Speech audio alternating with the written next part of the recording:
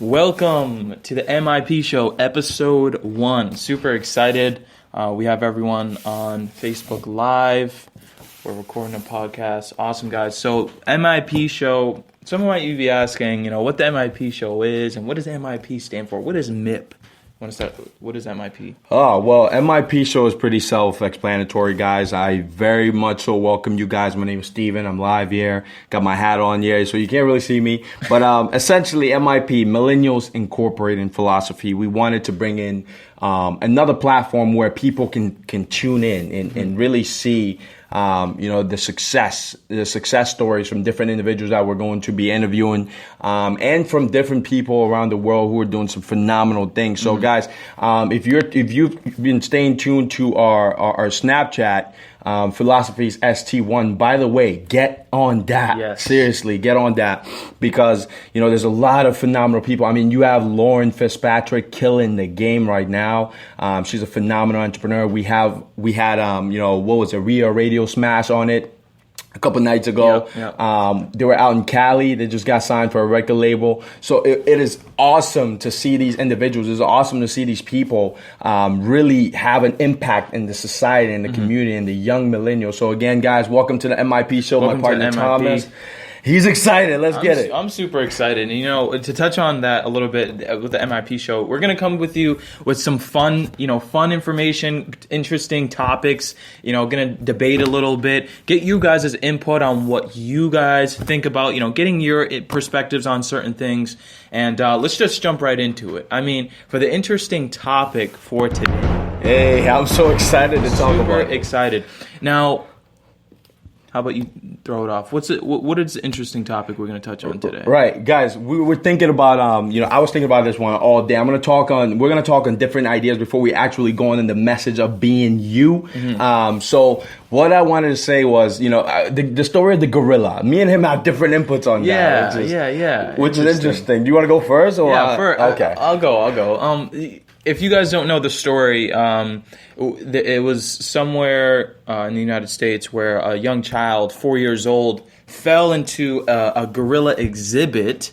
And my perspective on that whole thing, I mean, it could have been way worse. The child could have been, beaten to death. I mean, gorillas are crazy. So I know if it was one of us or, any of us who are older and bigger, the gorilla definitely might have probably felt intimidated. But my point is that, first off, parents' full responsibility. I mean, the child should have not done that. I mean, maybe eyes weren't on the child at that time, but, I don't agree with the fact that the gorilla was killed. I don't think that was the right action. I mean, as you can see, the gorilla had some type of caring a little bit besides the whole dragging part. A little bit of caring, picking the child up. But think about it from a gorilla's perspective. I mean, he's in that exhibit probably by himself or with one friend all day. He sees a little child. He's aware of it's a little child. So he wants to play. I'm not saying that it was okay that the child was dragged or whatever it might be, but see it as a gorilla's perspective where he just wanted to play. But besides that point, I mean, we could have easily just tranquilized it, put it to sleep, get the child. But I understand it was in a panic mode, so it might have influenced why it was killed. But I still don't think it was right. But, Steve, what's your perspective? Right. I want to hear your thoughts on this. Hi, Carissa Green, and you just said hi. Crystal, thank you so much. We see your comments. And for everyone that joined, this is awesome. We're going to keep this every Tuesday. We're going to go live on our podcast, and we're going to bring it out to you guys so you guys get the visual of what is going on in here. But my perspective on the whole gorilla issue, guys, I think they did the right thing in killing the gorilla. And this is why I love working with Thomas, is because we work together, but we always have mixed thoughts and mixed opinions, which is awesome. But I think they did the right thing. I mean, yes, the parent made a mistake in letting that child slip in. I want to hear your thoughts on this. Please comment with your thoughts on this whole gorilla issue.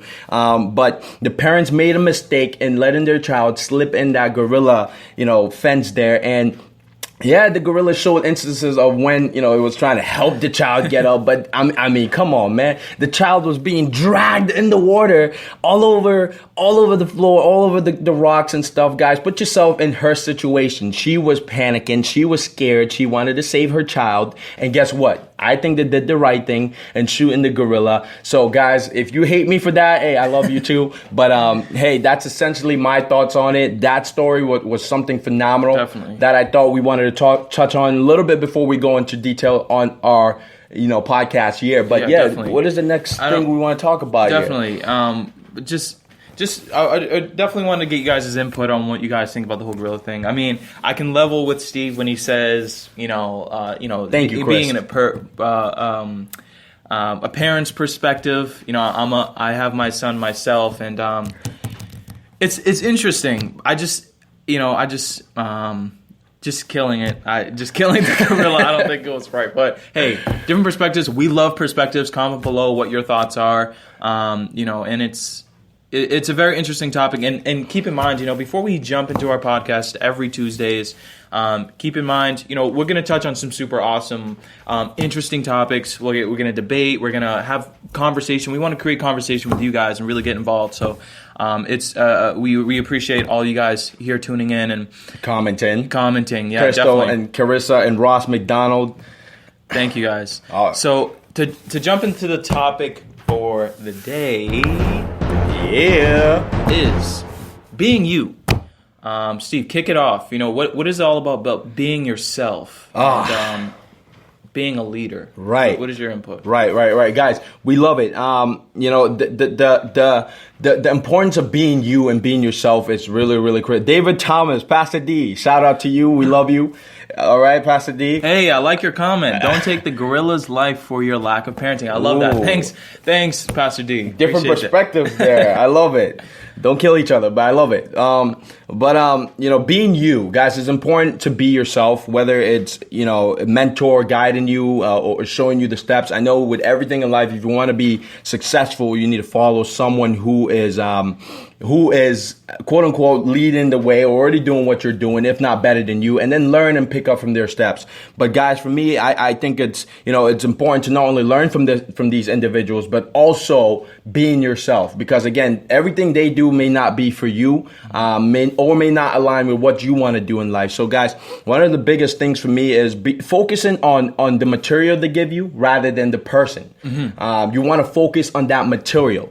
I know Pastor D, if you guys don't know him, Pastor DJ Thomas, he has a church out here, phenomenal church, by the way, guys, and I love it. But he's one of our biggest mentors out here in the Massachusetts area, helping us kind of move forward with our business, S&T philosophies. But there's a lot of things that we agree with him, but then we take his material and then we make it our own, essentially. But I can't stress it enough. I mean, there's nothing else to say besides being you in terms of following your why. Why did you chose to follow this path, quote unquote, and just being active in whatever it is that you are doing, and fully engaged 100% of the time, because a lot of times people get involved. I see it a lot of times in network marketing. When I was in network marketing, a lot of people get involved, but they just kind of, walk through and not really focus on the end result. But guys, I see the topics here. Wow, these topics are awesome. You guys are still going off. Hey, we love it. We love the conversation. Keep it up. And to touch on what Steve was saying, and I shout out to my brother Tyree Hampton. He's doing his thing with Mass Mind Shift. If you guys have not liked his page on Facebook, please like it. Amazing content. 18 years old.